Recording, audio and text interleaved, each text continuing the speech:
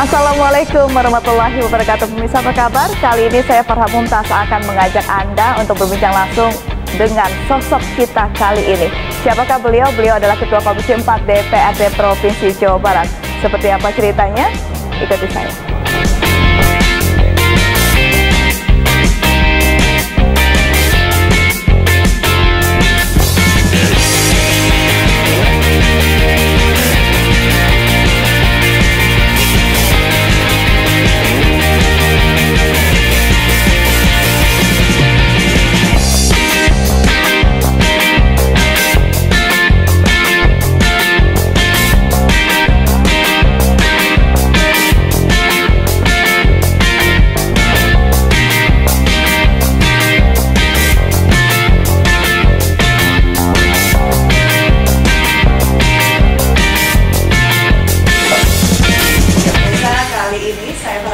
Dalam program Sosok Parlemen sudah berada bersama salah seorang sosok yang akan kita angkat, yaitu beliau adalah Ketua Komisi 4 DPRD Provinsi Jawa Barat, Ibu Siti Aisyah. Langsung saja kita akan menyapa seperti apakah cerita di balik sosok Ibu Siti Aisyah.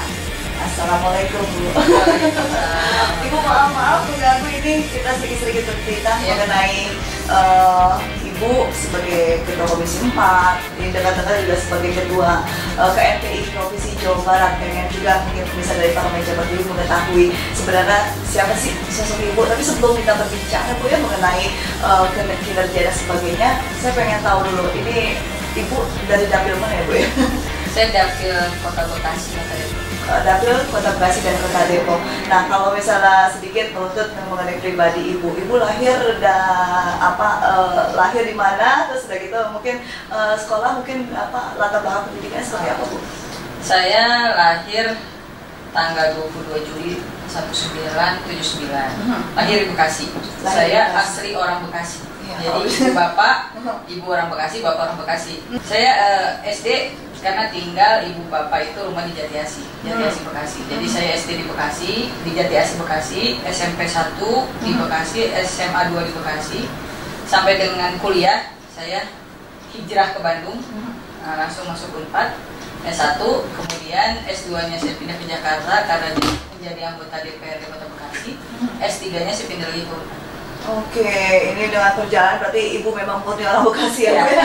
Oke, nah ini kan pengen juga Bu mengetahui sebenarnya kan kalau misalnya dengan berjalannya karir politik Ibu, ini kan berarti memang sudah lama ya Bu, tapi pengen tahu sih Bu, apa sih sebenarnya yang menarik gitu ya Bu, akhirnya Ibu berkecimpung di dalam dunia politik? Kalau bicara berkecimpung di dunia politik, sebenarnya ini sudah mendarah daging, karena orang tua saya juga orang politik. Oke. Gitu. Jadi saya seperjalanan orang tua memang selalu melihat kinerja orang tua di politik. Oke. Jadi saya selesai kuliah, tidak bekerja apapun, dia langsung menjadi anggota DPRD di Kota Bekasi. Nah, pasti kan dalam seiring bukan berarti biasanya kan bukan berarti dengan latar belakang keluarga itu mempunyai passion sendiri dalam dunia politik ya Bu. Tapi kan mungkin ada juga yang membawa memicu Ibu untuk benar-benar terjun di dunia politik, atau kayak memang sebelumnya waktu kuliah Ibu pernah menjadi aktivis atau seperti apa? Kalau bicara organisasi sih saya memang aktif dari mulai SMP, SMA sampai kuliah gitu. Nah kemudian selesai kuliah saya diperkenalkan di politik itu dari mulai tingkat kelurahan, kecamatan, tingkat kota, kemudian tingkat provinsi. Jadi memang saya berkarir itu dari bawah. Dari bawah, berkarir politik itu dari bawah. Jadi mengenal bagaimana menjadi sekretaris kecamatan Partai Golkar, kemudian ketua kecamatan Partai Golkar gitu. Oke, jadi memang benar-benar dari bawah. Tapi sebelumnya memang Ibu langsung ke Golkar ya Bu ya, tidak pindah ke lain hati? Enggak, saya masih setia dengan Golkar. Oke, nah ini terkait dengan begitu banyaknya kegiatan Ibu. Nah tentu saja membutuhkan support dari keluarga ya Bu ya. Boleh tahu Bu anak berapa? Anak saya 3. Anak 3? Ya, yang paling besar laki-laki SMP kelas 3 di SMP 2 Bandung. Yang nomor 2 perempuan kelas 5 sekolah di Darul Hikam, yang kecil kelas 1 SD itu di SD Taruna Bakti. Oke, nah pembagian waktu bersama keluarga, masih dengan anak yang masih SD dan juga SMP yang paling besar ini membutuhkan perhatian gitu ya, mau tidak mau. Nah ini pembagian waktunya bagaimana dan memberikan pengertian kepada anak-anak? Alhamdulillah. Jadi anak-anak memang sudah tahu dari awal, dari kecil bahwa ibunya adalah pekerja, gitu, dan pekerja juga pekerja politik yang tidak mengenal waktu, sehingga mereka ketika saya punya waktu sedikit saja, hiburan kita sebenarnya sederhana, kita cuma makan, nonton, cuma itu aja, dan mereka sudah sangat terhibur ketika saya punya waktu luang sedikit, saya ajak nonton, mereka sudah sangat membantu gitu buat mereka. Oke, berarti quality time-nya ya Bu ya.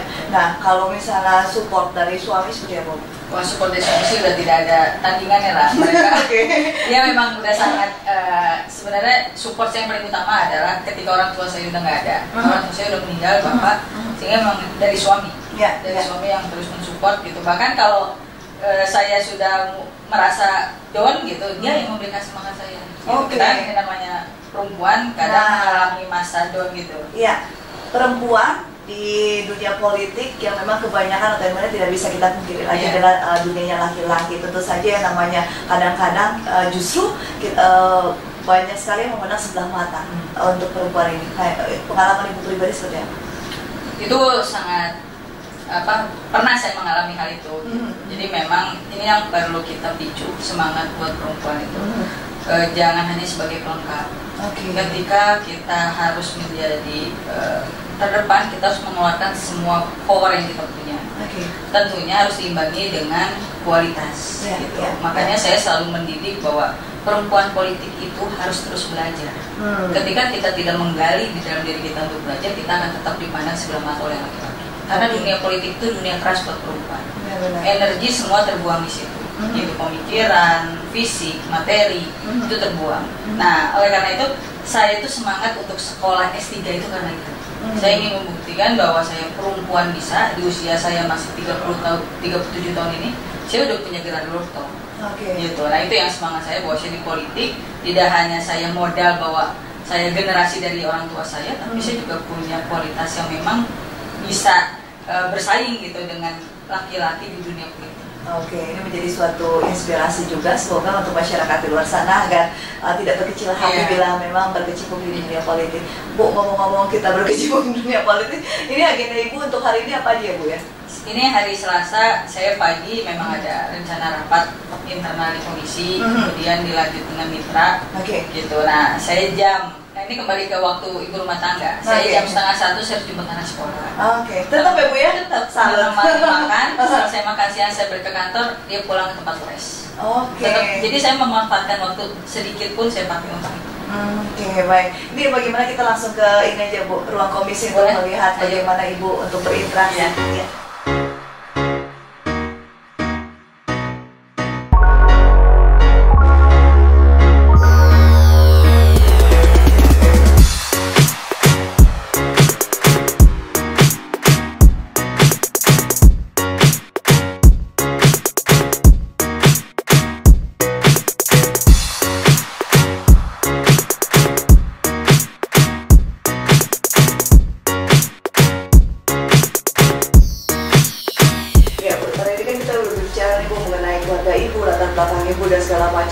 Nah, Ibu sebagai saat ini ya Bu ya, sebagai Ketua Komisi 4 juga ternyata menjadi Ketua dari KNPI Provinsi Jawa Barat. Ini bisa diceritain nggak Bu, kenapa akhirnya Ibu yang dipilih untuk KNPI Jawa Barat?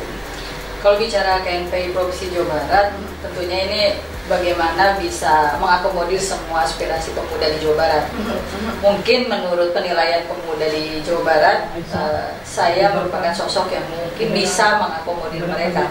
Tapi ini merupakan amanah yang berat buat saya ketika berbicara Jawa Barat terdiri dari pemuda-pemuda yang sangat kritis terhadap pembangunan di Jawa Barat.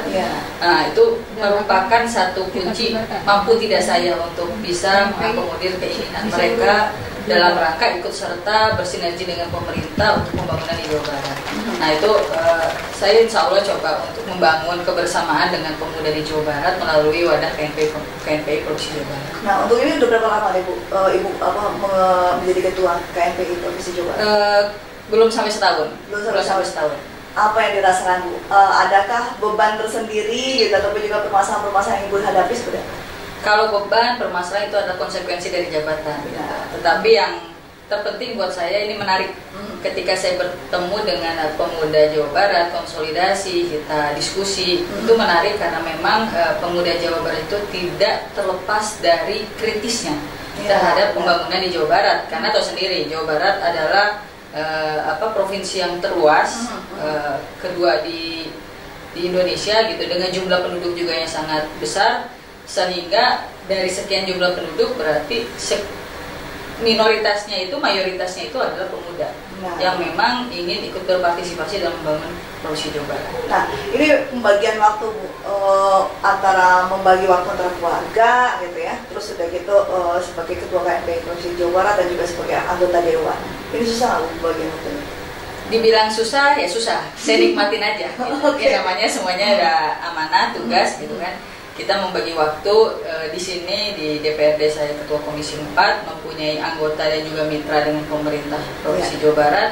KNPI juga mempunyai pengurus dengan beberapa OKP dan yang berada di Jawa Barat, dan juga mencoba bersinergi dengan pemerintah biar adanya kinerja yang baik antara DPRD, saya selaku anggota DPRD, Ketua Komisi 4 dan juga dengan KNPI. Kalau untuk keluarga sudah saya prioritaskan waktu itu di hari Jumat, Sabtu, Minggu. Ketika saya pulang ke dapil, saya bawa anak-anak ke dapil. Oke, nah ini kita balik lagi Bu mengenai kinerja Ibu di DPRD Provinsi Jawa Barat. Ini Ibu udah periode berapa? Atau periode kedua? Ya. Nah sebelumnya apakah pernah Ibu yang periode sebelumnya apa Ibu juga menjabat sebagai ini ketua komisi ataupun apa? Untuk di Provinsi Jawa Barat saya periode kedua, tapi sebelumnya saya juga di DPRD Kota Bekasi. Gitu. Selama di Provinsi Jawa Barat periode pertama saya menjadi anggota Komisi 3, kemudian menjadi wakil ketua Komisi 3. Dan sekarang baru menjadi ketua Komisi 4. Iya, tapi sebelum di periode yang sekarang ini, sebelum menjadi ketua Komisi 4 itu juga sempat menjadi menjabat sekretariat ya Bu ya, sekretaris dari Komisi 3. Lalu, wakil ketua. Oh, wakil ketua. Maaf Ibu, wakil ketua Komisi 3 dan sekarang dilanjutkan menjadi ketua di Komisi 4 DPRD Provinsi Jawa Barat. Ini ada ini nggak Bu, sedikit ini nggak masalah yang dihadapi atau memang Ibu nikmatin aja? Masalah sih ada, karena memang ini dua hal yang berbeda, Ketika bicara kita Komisi 3, bicara bagaimana mencari pendapatan untuk pembangunan di Provinsi Jawa Barat. Ekonomi ya Bu ya. Nah, tapi di Komisi 4 adalah pengguna anggaran. Itu artinya dua hal yang berbeda. Nah, tapi saya sudah mempelajari ketika menjadi pimpinan di Komisi 3 bahwa bagaimana kita mencari pendapatan, kemudian bisa dimanfaatkan, bisa dipergunakan anggaran itu untuk pembangunan di Jawa Barat. Ya kalau bicara permasalahan pasti ada. Ini hal yang baru buat saya. Ketika saya tuh pindah ke Komisi 4, apalagi langsung menjadi ketua, ini hal yang sangat baru. Saya harus banyak belajar gitu. Sehingga memicu saya untuk terus berpikir bagaimana bagaimana saya bisa membuktikan bahwa saya juga Komisi 4 bisa membantu Provinsi Jawa Barat, dalam hal ini Gubernur, untuk membangun Provinsi Jawa Barat. Oke, nah ini Bu, kalau misalnya ini kita masih berbicara pada awal tahun, masih ada evaluasi dari Ibu sendiri, Ibu pribadi gitu, ada juga Ibu sebagai anggota Dewan dari Provinsi Jawa Barat untuk 2016 ini, apa yang Ibu bisa ambil ataupun juga evaluasi dari Ibu sendiri dan juga kinerja dari sebelumnya sebagai wakil ketua Komisi 3. Kalau bicara tentunya ini ada evaluasi. Kalau bicara evaluasi dari Komisi 3 kemudian ke Komisi 4, ini tentu hal yang sangat berbeda. Gitu, tentu hal yang sangat berbeda. Jadi dua komisi, yang satu mencari pendapatan, yang satu membelanjakan pendapatan kan gitu. Nah, di sini akan terlihat ketika bicara kita evaluasi bahwa dari banyaknya pendapatan yang ada di Provinsi Jawa Barat yang kemudian dibelanjakan untuk pembangunan Provinsi Jawa Barat. Nah, ini artinya seberapa besar pendapatan yang bisa diserap oleh pemerintah Provinsi Jawa Barat dengan membelanjakan untuk pembangunan. Kan gitu. Nah, kemudian ketika kita bicara Komisi 4 bicara pembangunan, kita melakukan rapat dengan mitra mengenai evaluasi 2016 di tahun 2017 gitu. Banyak hal-hal yang memang harus kita perbaiki, yang harus kita evaluasi sehingga apa yang nanti di 2017 ini tidak terjadi lagi. Kan gitu. Penyerapan anggaran harus lebih dimaksimalkan, terus kualitas pekerjaannya gitu, yang tentunya menunjang program Provinsi Jawa Barat dalam hal pembangunan infrastruktur yang saat ini banyak sekali PR-PR yang harus kita tuntaskan, pembangunan tol dan segala macam. Oke. Ibu sudah berbicara mengenai PR-PR, jadi saya pengen tahu juga mengenai program kerja dari Komisi 4 untuk tahun 2017 ini apa saja, Bu? Banyak sekali ya, tentunya yang tadi saya sampaikan gitu. Dalam hal ini kan pemerintah Provinsi Jawa Barat sangat konsen terhadap pembangunan, yaitu pembangunan jalan, baik yang jalan regional, terus jalan yang lintas kota kabupaten Provinsi Jawa Barat, dan juga sekarang ini kan Provinsi Jawa Barat sedang membangun banyak jalan tol, gitu, banyak membangun jalan tol yang ini PR sebenarnya buat kita, seperti Cisumdawu, terus jalan yang ke arah Ciletuh, gitu, dan juga ada satu PR kita yaitu mengenai itu Geopark Ciletuh itu yang belum selesai kan, gitu, jalan menuju ke sana. Kemudian ada sekarang di dalam hal religi ada pembangunan Masjid Terapung yang masih terus kita pelajari. Tentunya ini harus, karena ini adalah masuk ke dalam RPJMD-nya pemerintah Provinsi Jawa Barat, ini menjadi hal yang harus kita selesaikan. Oke. Nah, kalau misalnya target untuk semester pertama itu ya, ini bilangnya semester pertama kan ya. Nah, ini apa Bu dari Komisi 4 sendiri? Kita masih melakukan hal-hal yang di dalam evaluasi 2016 ini ke 2017 itu yang pertama dulu kita selesaikan.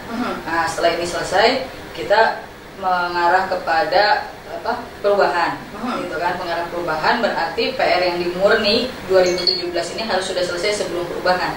Gitu. Nah, itu yang tadi saya sampaikan untuk landscape-nya Masjid Terapung, terus juga jalan yang ke arah Ciletuh, gitu, Geopark Ciletuh itu sangat jadi prioritas.